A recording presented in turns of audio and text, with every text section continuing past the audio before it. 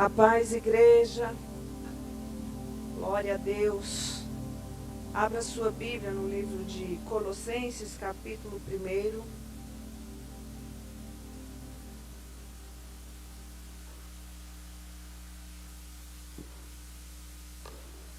Colossenses, capítulo 1, versículo 13.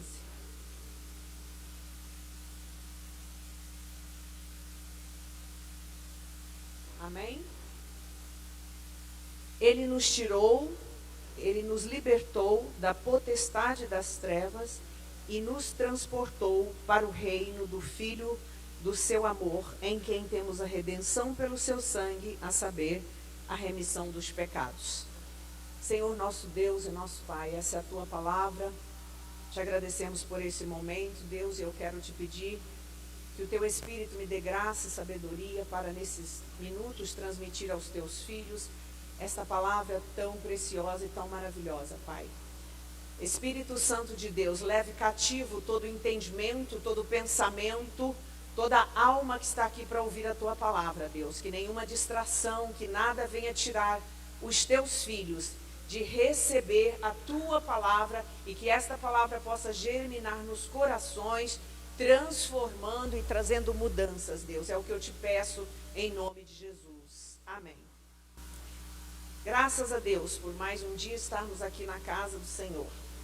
Queridos, eu não sei o que você pensa sobre liberdade, mas eu queria falar com você sobre o conceito bíblico de liberdade. A palavra de Deus, como eu falei para vocês domingo, ela não é isolada, tudo na palavra tem um sentido e tudo na palavra está conectado e tudo vai convergir para Jesus. Então nós lemos aqui esse texto maravilhoso de Paulo, né? Ele falando, e a liberdade principal e a liberdade para nós vivermos uma vida com abundância, uma vida plena, a primeira e a mais importante, e a que a Bíblia traz para nós e que está dentro desse contexto aqui, é a liberdade para não pecar. A graça de Deus veio sobre nós e a graça de Deus está todos os dias à nossa disposição, não para passar a mão na nossa cabeça ou para aceitar tudo o que fazemos. Pelo contrário, a graça de Deus, a liberdade de termos e de vivermos dentro desta graça maravilhosa é que nos dá a capacidade de não pecarmos. É bem diferente do que tem sido pregado em muitos lugares hoje. Que Deus é amor, que Deus é maravilhoso, que Deus nos perdoa. A pastora terminou de cantar aqui. Quando nós errarmos, nós temos o perdão. Mas entenda que a verdadeira liberdade, essa graça maravilhosa que nós recebemos do Senhor, ela é aquilo que nos capacita a vermos e a afastarmos de todo o pecado que vem até nós.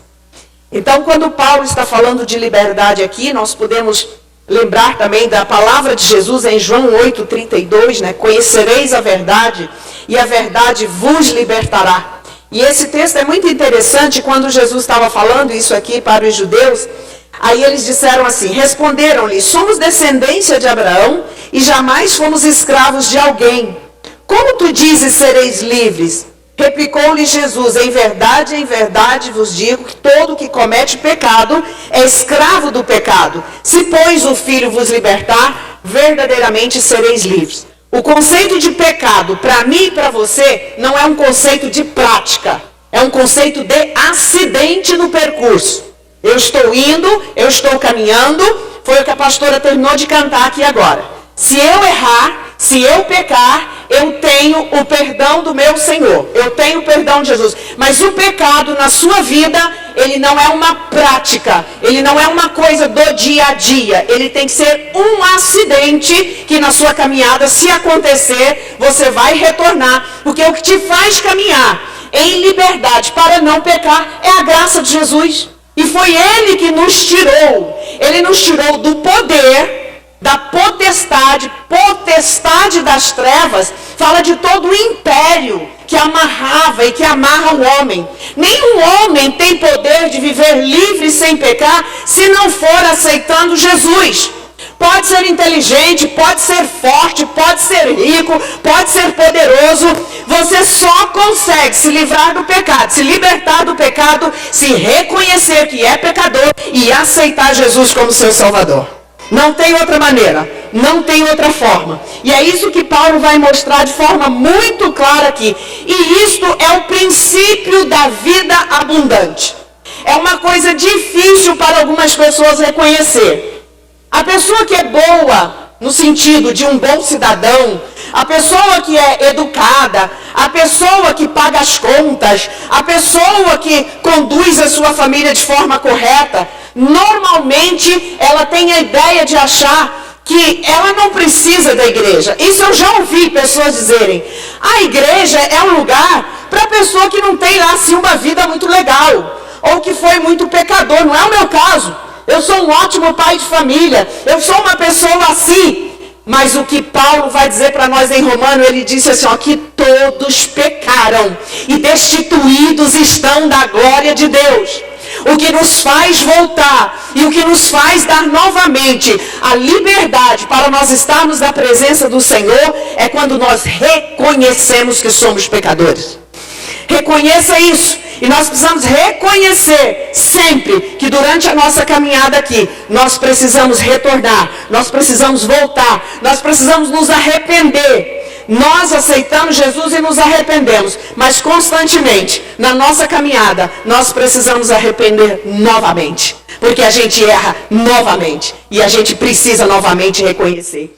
Então, ser livre não significa fazer qualquer coisa sem sofrer os danos por isso. Por quê? Porque nós somos homens criados à imagem e semelhança de Deus. Desde o momento em que Deus soprou em nós o fôlego de vida, sabe? Essa vida que Deus te deu, ela é como uma moeda, que você vai gastar ela uma vez só.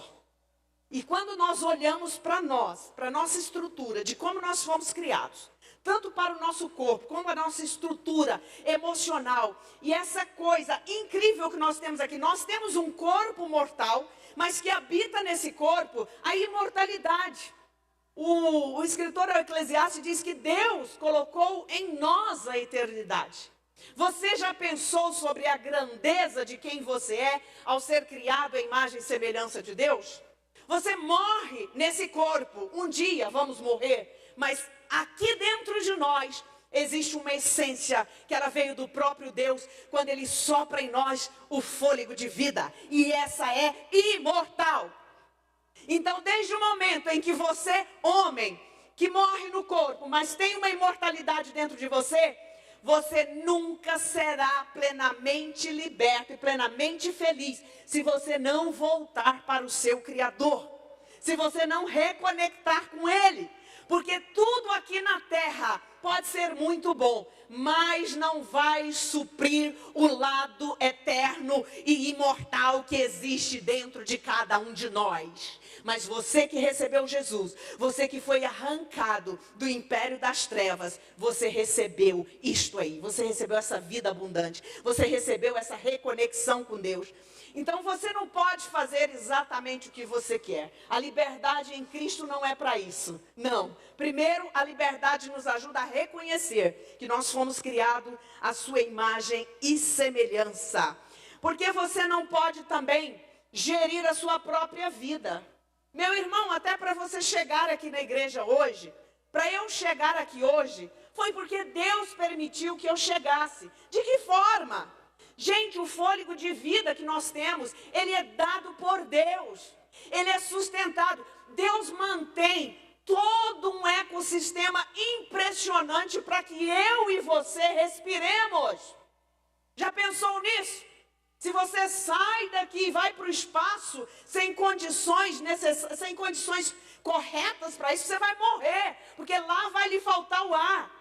Então nós estamos numa terra que foi preparada, foi criada por Deus, com a incidência dos raios solares, com a fotossíntese que as árvores fazem, para que eu e você possamos respirar.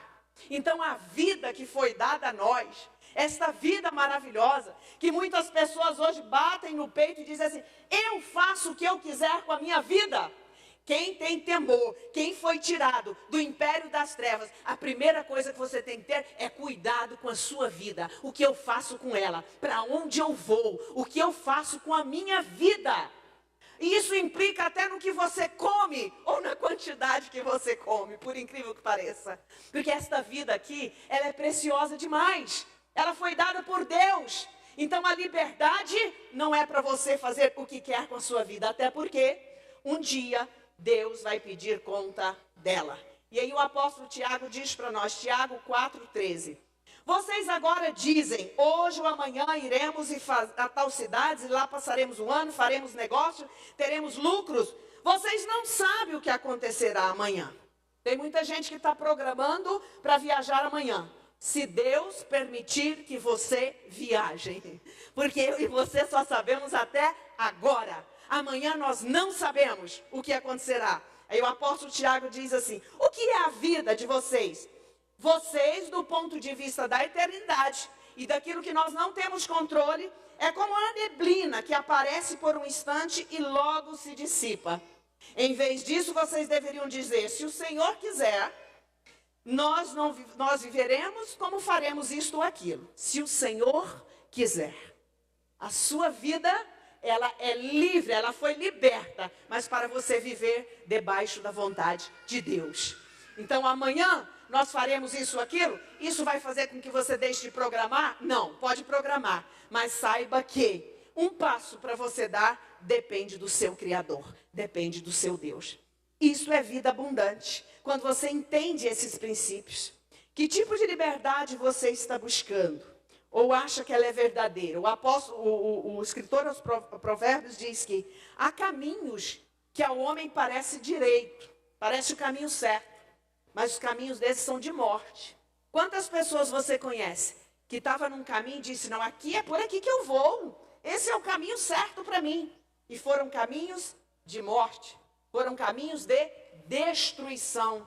E quando nós vivemos em Cristo a verdadeira liberdade, Ele nos dá a capacidade e a sabedoria para andar no caminho dele. Bem-aventurado o varão que não anda segundo o conselho dos ímpios, nem se detém, nem para no caminho dos escarnecedores, nem se assenta na roda dos escarnecedores. Salmo 1, você conhece bem esse texto, né? Porque há caminhos que parecem ser certo para nós, como humanos, mas Deus vê lá na frente. Deus vê o futuro. E Ele nos dá a sua palavra, que vai dizer também no Salmo 105, que ela é lâmpada para os meus pés e luz para o meu caminho. A palavra de Deus alumia, traz direção para aquilo que está no seu entorno, ou seja, para agora, para o que está perto, mas ela direciona também para o que está mais longe. Luz para o caminho, fala da caminhada, fala por onde você está passando, fala de projetos, fala aquilo que você está vivendo. É a palavra de Deus que nos ensina. E quando você tem essa liberdade, quando você foi tirado do reino das trevas, você vai recebendo tudo isso para você viver e agradar ao Senhor. Isso é vida abundante. Não tem vida abundante fora desses conceitos. Não tem. Não adianta você procurar. Então é por isso a razão que nós precisamos voltar à verdadeira liberdade em Cristo. Ele nos libertou do poder das trevas. Trevas só tem condição de sair de lá quando Jesus te arranca. Você conhece pessoas que têm tentado sair e não têm conseguido, não conhece? Eu conheço, vocês conhecem, todos aqui conhecem. Por quê? Porque precisa reconhecer que determinados lugares só Cristo nos arranca. Só Deus nos tira. Só a palavra pode penetrar. E eu gosto muito da palavra de Hebreus, que diz que a palavra de Deus ela é tão poderosa, ela tem o poder de penetrar até a divisão da alma e do espírito.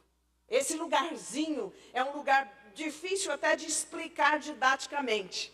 Né? Os teólogos explicam bem isso, mas é difícil até de explicar, porque alma e espírito estão muito interligados, certo? Mas a palavra de Deus, que você conhece, que você ouve aqui nesse púlpito toda semana, que você lê na sua casa, ela tem o poder de penetrar até nesse lugar, das juntas e medulas, e é apta para discernir pensamentos e intenções do coração. Ninguém tem esse poder. Nem o melhor psicólogo não tem. Uma vez eu fui atender um rapaz, há uns 20 anos atrás, e ele chegou, sentou na minha frente e disse assim: a senhora sabe por que eu estou aqui? Eu disse: não, jamais. Se você não abrir a boca e me disser quem você é, aqui você veio, contar a sua história, eu não sei mesmo. Mas ele achou que tinha um jeito que denunciava o que estava aqui no coração dele. Falei: não, meu filho, pode contar a sua história aí. No final ele me contou. Então, esse lugar, ninguém penetra, só Deus, só a palavra tem o poder de esmiuçar intenção do coração. É por isso que Jesus disse assim, olha: ouviste o que foi dito aos antigos, não adulterarás. Ato consumado. Os dois que eram pegos em adultério eram apedrejados. Essa era a lei, lá no Antigo Testamento. Eu, porém, vos digo, Jesus, na graça, ele reporta a lei para falar como é na graça. Eu, porém, vos digo, qualquer um que atentar numa mulher para cobiçar, já no coração adulterou. Não é muito mais forte isso? Não é muito mais profundo? Ou seja, Jesus vai na raiz do problema. Onde é o nascedouro do adultério? Onde é o nascedouro do pecado? No coração, lá dentro. Às vezes você não teve nenhum gesto ainda, mas lá no coração já tem um desejo. E aí Jesus disse: eu, porém, vos digo. Olha onde ele vai. Então, isso é lindo. Isso é uma vida de liberdade. Jesus nos chamou, nos tirou para dar essa vida abundante. E esses conceitos, né? O domínio de Satanás e dos poderes do mal. Se te falta força para abandonar determinadas coisas que te prejudicam, saiba que você pode estar debaixo desse domínio. Há cristãos que foram chamados por Jesus. Há cristãos que estão dentro da igreja, mas ele ainda está sob algum domínio que ele próprio não permitiu que a palavra, que o Espírito trabalhe lá no fundo da sua alma, lá no fundo do seu coração e arranque dali de dentro aquilo que não serve mais ao Senhor. Saiba disso. Enquanto você estiver aqui, enquanto essa porta estiver aberta, nós costumamos dizer que a igreja é uma UTI, é um hospital. Tem leito, tem enfermaria, tem UTI, né? Tem aqueles pacientes mais difíceis, mas você está aqui, você precisa entender que esse poder e esse domínio que Jesus te tirou, ele te tirou para uma vida abundante. Não permaneça capengando com coisas na sua vida. Eu sempre digo para os alunos, para os casais, para quem eu dou aula aqui, não vale a pena você ficar no limbo quando se trata do evangelho. Venha de verdade, vista a camisa, porque senão você não goza os prazeres e os pecados do mundo e nem recebe aquilo que Deus tem para você e para nós aqui. Deus está te chamando para esse momento, é a hora de você pensar nisso. Nós estamos próximos da volta de Jesus. Não fique cocheando, não fique em cima do muro, saia daí. Em cima do muro é o lugar mais fácil para Satanás te derrubar. Venha para a fé, venha para o arrependimento, venha para a confissão de pecado, venha para a palavra, ame esta palavra, ela te liberta, ela me liberta constantemente. Nós precisamos viver essa liberdade plena. Nós não podemos mais ficar amarrados em coisas. A vida abundante fala disso. É uma alma liberta. E olha, se eu fosse falar de alma liberta, eu ficaria aqui 40 minutos falando para vocês da minha própria vida. Que o Senhor me libertou, que o Senhor me curou. Uma alma marcada por tantas coisas da vida. Mas eu sou uma mulher livre em Cristo. Porque permiti, eu disse: Espírito Santo, eu não quero isso para a minha vida. Eu estou falando para vocês aqui como eu estou falando. Essa é uma obra de libertação, porque eu era a pessoa mais tímida do mundo. Nunca pensei em subir em um púlpito. E Deus disse: tu vai falar a minha palavra. E eu fico ali, tremendo, brigando com Deus todo dia. Leio 300 vezes o texto. Mas Deus é aquele que chama e que capacita. Porque Ele é Deus. Ele pode, Ele faz. Ele não olha teu currículo escolar. Ele não olha a tua credencial de faculdade. Isso tudo é importante. Vale a pena ter. Mas Deus, quando nos chama, Ele olha para esse coração entregue. Há um coração entregue aí. Davi era o menos indicado da casa dele. Tinha homens fortes, guerreiros, bonitos. E Davi era um pastorzinho de ovelhas. E até o Samuel se enganou quando Deus disse, quando passou aquele monte de gente na frente dele: não é esse. Tem mais algum? Tem um franzino lá no campo. É esse um homem segundo o meu coração. Davi foi um homem segundo o coração de Deus. Sabe por quê? Davi errou feio. Feio, feio, feio. Mas um homem segundo o coração de Deus é um homem que tem capacidade de arrependimento.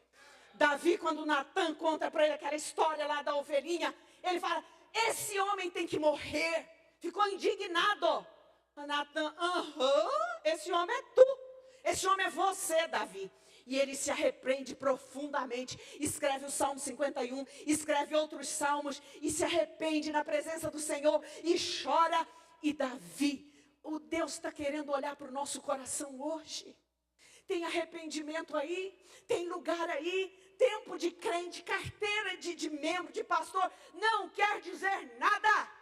O que quer dizer, o que Deus olha, é se eu sou capaz de todo ano me converter melhor, de cada dia estar melhor na presença do Senhor. Pare com esse negócio de que você sabe muito. Eu não sei nada, eu aprendo todo dia com o Espírito Santo, eu aprendo todo dia com o meu Deus. Tem 50 e tantos anos que eu leio a Bíblia, mas eu digo que eu sei isso aqui, uma unha, um dedinho, isso aqui é uma fonte inesgotável.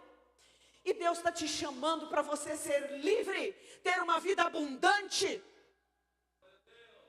Eu falo para os casais, a sua casa tem que ser a melhor casa, sabe por quê? Paz, tem que ter comunhão, tem que ter olho no olho, tem que ter alegria, tem que ter perdão, tem que ter oração junto, porque a sua casa é lugar da presença do Espírito Santo. Sua casa tem que ser um altar de Deus. Não importa o endereço, não importa o lugar, não importa o tamanho da sua casa, mas ali dentro tem que haver um altar. É isso que vai mudar o ambiente. Não fique esperando buscar um endereço melhor, uma casa mais ampla. Deus não olha para isso. E Ele pode dar isso tudo, como me deu.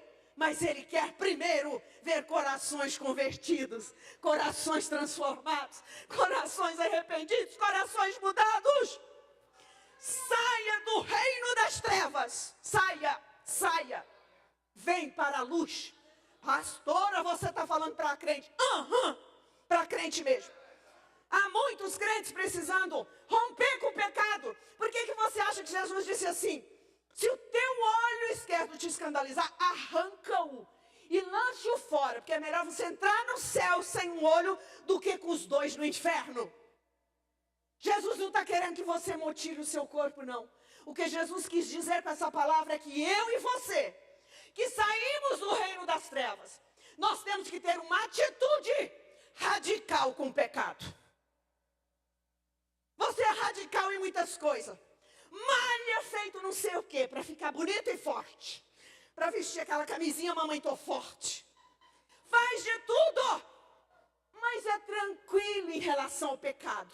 A tentação está batendo na sua porta e você está ali, eu sou forte. A tentação vem, bate, está no celular, está no Instagram, está em tudo. E você está brincando com o pecado, como Sansão. Esta agrada os meus olhos. Isso aqui eu tiro de letra. Isso aqui minha esposa não está vendo. Jesus vê tudo. Ele está vendo tudo. Os seus olhos são como chama de fogo.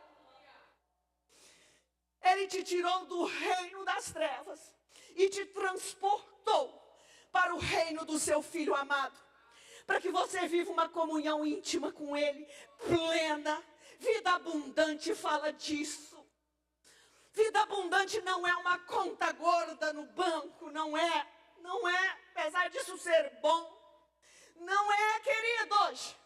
Eu já estive nos dois processos, uma vida de muita pobreza e hoje uma vida de muita fartura. Isso não é base para nada da minha comunhão com Deus, nunca foi. A minha comunhão com Deus depende de um coração contrito, derramado na presença dEle todos os dias. De eu pensar assim, eu preciso agradar o meu Pai hoje, eu não posso deixar de agradar. Então você foi tirado para essa vida abundante do domínio de Satanás e dos poderes do mal. Se te falta força para sair de qualquer coisa que te prejudica, venha. Jesus, quando morreu na cruz, aconteceu um fato interessante. Houve trevas sobre a face da terra. 3 horas de trevas. Sabe o que significa isso? Que nós podemos conjecturar. Todo aquele peso do pecado, da escuridão dos nossos pecados, estava na cruz. Estava sendo entregue na cruz. Para que hoje você viesse para a luz. Para que você tivesse esta liberdade em Jesus. Trevas moral, trevas espiritual, aprisionamento, tudo estava ali para nos livrar das trevas do pecado. A escuridão na cruz foi um fenômeno que mostrava a indignação de Deus pela morte do seu filho pelos nossos pecados.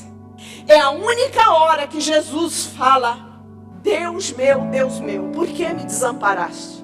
Você vai ver Jesus no livro de João, nos evangelhos, chamando Deus de Pai. Mas quando chega neste momento, Ele fala: Deus meu, lama sabachthani. Deus meu, por que me desamparaste? Porque havia trevas do nosso pecado sobre a cruz, sobre Jesus. Mas hoje você tem clareza, você está livre, você pode vir a Ele e confessar. Você não precisa carregar peso de pecado, não carregue peso de pecado, porque depois o próprio Satanás te acusa. Ele é acusador, ele aponta o dedo. Então venha Jesus e entregue. E o profeta Isaías falou com muita propriedade, muitos anos antes dessa cena.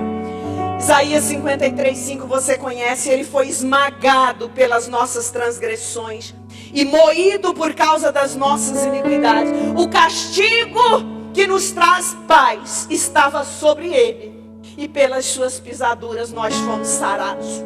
Você tem paz hoje, paz na sua alma, paz na sua mente, paz no seu coração, porque aquele Jesus foi esmagado lá na cruz, para que hoje você pudesse sentir essa paz que excede todo entendimento.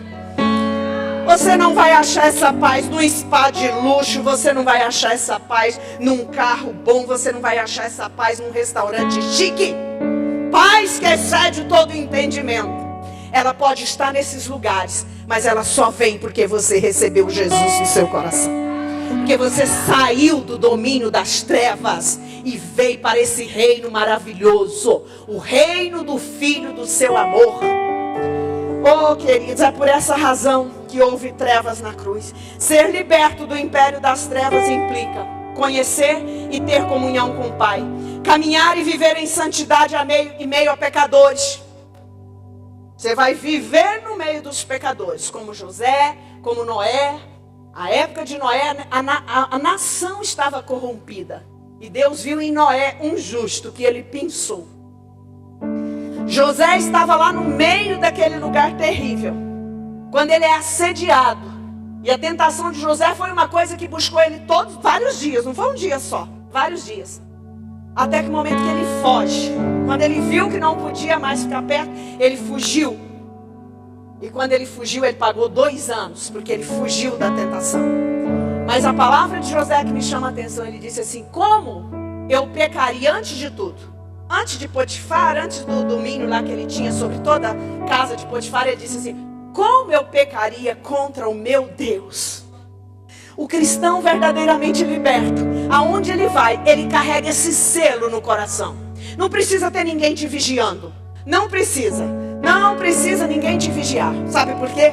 O selo, o compromisso, a aliança que você fez com Deus é o que te livra de pecar. Você não precisa ter ninguém com uma espada na sua cabeça. O pastor não vai ficar vigiando você, ninguém vai te vigiar. Mas tem um selo, tem uma aliança no seu coração. É isto que te afasta do pecado. Então nós podemos ir em qualquer lugar, podemos estar com qualquer pessoa, mas isso não vai nos atingir. Ser liberto do império das trevas significa guiar aqueles que precisam de luz, libertar os que caminham para a morte. Se você recebeu vida abundante, você tem condição de livrar, como diz o profeta, aqueles que cambaleiam para a morte. Você já viu? Tem muitos cambaleando. Não estão bêbados não, mas estão tão tomados pelos pecados que estão cambaleando para a morte. Deus te deu essa autoridade. Essa autoridade está sobre a igreja. Está para mim e para você. Nós temos essa autoridade. Basta você abrir a boca. Basta você convidar. Ser tirado do império das trevas para viver uma vida abundante. Eu vim para que tenham vida e vida com abundância. Esta é a palavra de Jesus para nós. Jesus não veio para esmagar seu potencial. Uma das coisas mais lindas quando Deus cria o homem, forma, lá no Salmo 139 você vai ver isso. Teus olhos viram meu corpo ainda informe, sem forma, e no teu livro todas as coisas foram sendo escritas quando nenhuma delas havia. Há uma história de Deus para todo homem e não é uma história ruim.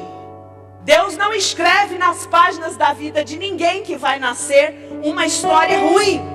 A história de Deus para todo homem é uma história linda. Agora, Deus não tem culpa da família que você nasceu, quem foi o teu pai, o que ele te deu, o que não te deu. Deus não tem culpa disso. Mas eu sei de uma coisa, a história de Deus. E se você vem para Deus, já depois de velho ou em qualquer idade, Deus vai reescrever a sua história. Jesus veio para te dar vida e vida com abundância. Para te dar bênção, para te abençoar. Se eu fosse perguntar a cada um aqui, você vai ter bênção para contar que Deus já fez na sua vida, ou que está fazendo, ou que ainda você tem promessa de que fará. Isso é vida abundante. E a bênção de Deus que Ele determinou para o povo judeu, lá em Deuteronômio 28, Ele disse, eu não entendi esse texto, juro para vocês, pastores, que eu não entendi esse texto.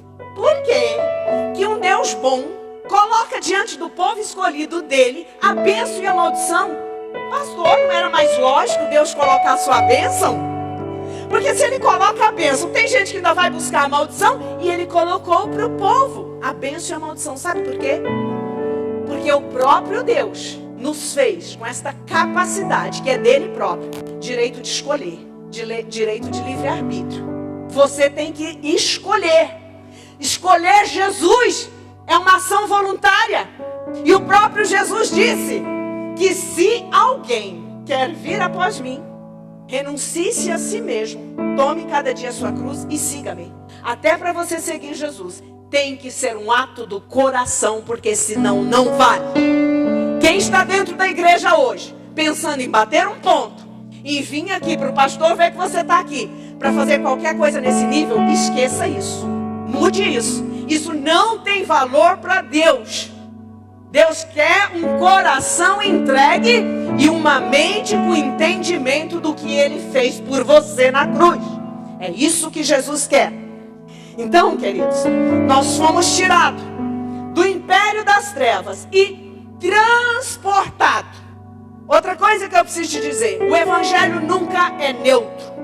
Você foi tirado de um lugar e transportado para o outro. Não há neutralidade no evangelho. Não há. Nunca houve. Nunca houve. Não existe zona neutra. Não existe lugar intermediário no evangelho. Ou é luz ou é trevas. Ou é céu ou é inferno. E isso choca os relativistas. Não é verdade? Essas verdades absolutas da palavra de Deus choca os teóricos desse tempo, choca o povo da psicologia, choca os doutores dessa época. Mas no reino é assim, porque Deus ele não tem segundo plano. Deus ele planeja porque Ele é onisciente, é onipotente, Ele conhece tudo. Então quando você vem para o reino, olha, e essa palavra transportar significa mudança de lugar, mudança de condição, remover, transformar. Significa tudo isso. Então você foi tirado daqui, de um lugar de trevas, e foi transportado para um lugar de luz. Você foi tirado do caminho do inferno e foi colocado no caminho para o céu. Então, por favor, não saia dele. Não desvie desse caminho, porque ele vai te fazer chegar lá. É por essa razão, não acredite em um evangelho Se o Evangelho não nos deixa num lugar intermediário e nem num lugar de condição mais ou menos, não acredite num Evangelho que não traz transformação para a sua vida. Esse Evangelho é falso. Jesus dividiu a história da humanidade. O nosso calendário é antes de Cristo e depois de Cristo. Toda pessoa que recebe Jesus, a história dela é mudada. Você vai contar: quando eu aceitei Jesus, a minha vida passou a ser assim, assim, assim. Antes de Jesus, a minha vida era assim, assim, assim. É disso que eu estou falando. Não há neutralidade no Evangelho. Você foi tirado de um lugar para o outro. E você vai ser tirado da terra para o céu. E depois nós voltaremos para uma nova terra e um novo céu, aqui mesmo, onde habita a justiça. Isso é vida abundante, meu irmão. Não há neutralidade nesse campo. O Evangelho é mudança total e real. Ele nos tirou do império das trevas e nos transportou para o reino do seu Filho amado. Nesse reino, o mesmo amor do Pai pelo Filho é estendido para cada um de nós. E se você ler aqui, no texto de Colossenses que eu li, é lindo esse texto. Ele vai dizer, olha, versículo 16: porque nele, em Jesus, foram criadas todas as coisas que há no céu e na terra, visíveis e invisíveis, sejam tronos, sejam dominações, sejam principados, sejam potestades, tudo foi criado por ele e para ele. E ele é antes de todas as coisas, e todas as coisas subsistem por ele. Ele é o cabeça do corpo da igreja, ele é o princípio, ele é o primogênito dentre os mortos, para quem tudo tenha preeminência. Porque foi do agrado do Pai que toda a plenitude nele habitasse. E que, havendo feito por ele a paz pelo sangue da cruz, por meio dele reconciliasse consigo mesmo todas as coisas, tanto as que estão na terra como as que estão no céu. Esse último versículo aqui dá uma pregação de 3 horas, mas não vamos falar, certo? Deus reconcilia em Jesus tanto a nossa condição humana, que foi afastada dele quando o homem peca, mas Deus reconcilia também até a própria natureza. Porque você sabe que ao aceitar Jesus, toda a nossa vida é transformada. A sua consciência daquilo que você tem que cuidar também acontece. Então é esse reino que nós viemos. E nele habita toda essa plenitude. Um reino que dá vida abundante. Pois a base dele é paz, a justiça e o amor. Se você olhar para as guerras hoje, o que fomenta uma guerra? A injustiça. E o que faz com que a guerra aconteça? O ódio, a falta do amor, né? E tudo isso eles fazem em busca de quê? Da paz. Mas Jesus não dá essa paz. A paz de Jesus não veio por armas. Não virá por armas. A paz de Jesus é uma paz que Ele implanta aqui dentro de nós. Que Ele coloca aqui em nós a certeza. E é Ele que pode fazer. Através de nós termos essa paz, nós vamos espalhando essa paz para o lugar que trabalhamos, para as pessoas que nos relacionamos, e ela vai crescendo. Então esse reino, paz e harmonia também nas relações. Quando você recebe a paz de Jesus, você começa a entender que você precisa ter paz com essa pessoa com quem você dorme, com quem você se relaciona. Senão as coisas vão perdendo sentido. Vão perdendo sentido. Eu sempre falo com os casais: se eu ver você chamando uma irmã da igreja de querida e maltratando sua esposa ali fora, pastor, me dá licença que eu vou chamar a atenção. Mas vou, pastor, vou chamar a atenção. Sabe por quê? O lar é o laboratório onde o cristianismo é testado.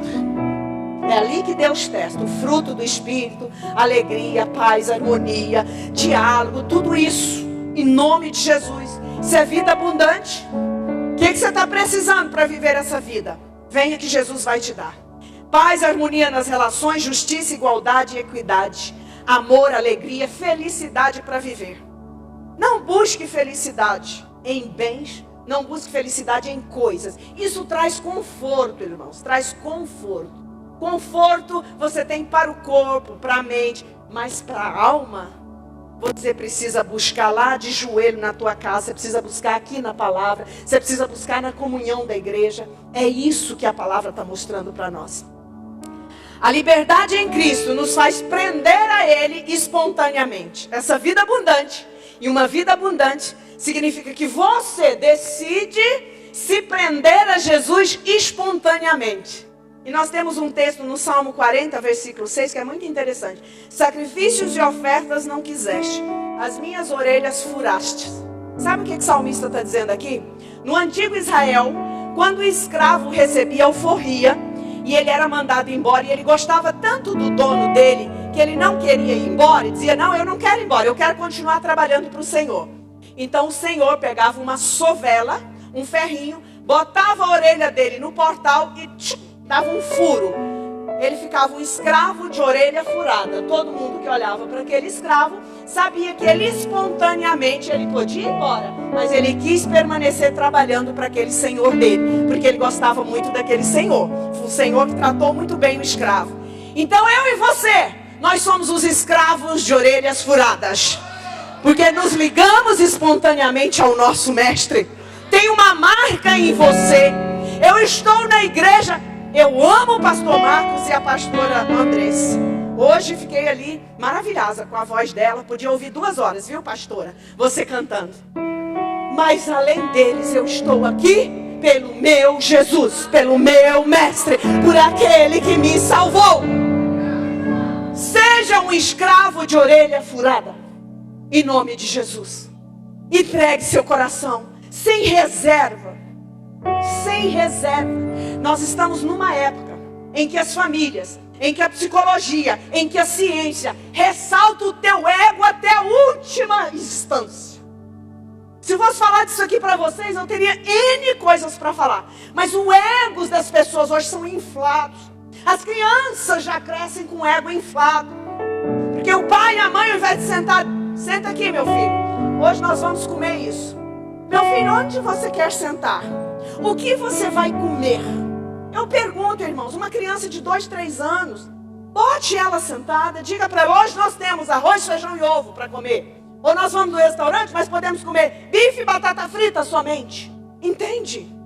Nós estamos assim, os egos já crescem inflados. E as pessoas perdem os conceitos da palavra. Perdem os conceitos do que é ser um servo. Espontaneamente, entregue, voluntariamente. No reino de Deus só serve aquilo que for do nosso coração. Aí o salmista diz, ó, agrada-me fazer a tua vontade, ó Deus meu. A tua lei está dentro do meu coração. Você só precisa crer e confessar. Quer sair do reino das trevas para viver uma vida abundante? Basta você dizer, Jesus, tome conta da minha vida. Mas olha, se você entregar para Jesus a sua vida, entregue mesmo, sem reserva. Não tenha medo de entregar tudo, não. Você nunca vai se arrepender daquilo que você entrega para Jesus. Nunca, nunca. Principalmente o coração. Principalmente o coração. Eu poderia contar aqui para vocês várias coisas que Deus já fez na vida do pastor Hélio. Porque é um homem entregue na obra do Senhor. Uma vez quando nós tínhamos o dinheiro para comprar um apartamentozinho pequeno no Rio de Janeiro, eu era muito nova, com 2 crianças pequenas, grávida de outra. Eu nem me ligava muito em finanças, ia cuidando dos filhos, ia deixando ele trabalhar. A gente estava com dinheiro para comprar um apartamento. O Edson pega todo o dinheiro do apartamento e constrói uma igreja na favela lá, no Morro da Coroa, no Rio de Janeiro, para os irmãos. Com todo o nosso dinheiro foi. Tem alguém aqui que parece, né, pastora Andressa? Foi tudo. Foi tudo. Irmãos, para encurtar a conversa. Ele trabalhava, na época ele não era dono de nada. Ele era funcionário de um homem de Minas, um doutor de Minas, que construía prédios. E esse homem foi lá no Rio e falou assim, doutor, eu tinha um dinheiro para comprar um apartamento, mas dei oferta na igreja, e agora eu comprei um terreninho aqui, mas não tem condição de construir nada.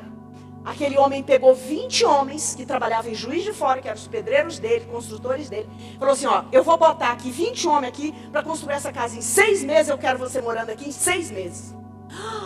Depois que o Edson deu todo o dinheiro para a igreja, ele fez aquilo não pensando nisso. Mas é um coração entregue. Entregue financeiro. Essa é uma parte dele financeira. Isso aí, eu acho que é a última instância que a maioria converte na igreja, sabe? Finanças. Que é uma área difícil do povo se converter. Mas nós somos muito, olha, agarrados ao terreno. Entrega a sua vida. Suas finanças, seja ela, seja pouco, entrega para Jesus. Fala, me ajuda a administrar. Jesus entende de finança, de matemática, de conta, de tudo. 2 e 2 para Deus pode não ser 4, pode ser muito mais. Entenda isso. Quando eu falo de entrega, é tudo. Jesus quer tudo. Não estou falando de você trazer seu dinheiro para a igreja, não. Estou falando para você entregar e dizer: Deus, o que eu faço com tudo que é meu? Ele quer saber disso. Você fica muito restrito quando quer cuidar da sua vida. Uma vida abundante significa deixar Jesus dirigir a minha vida.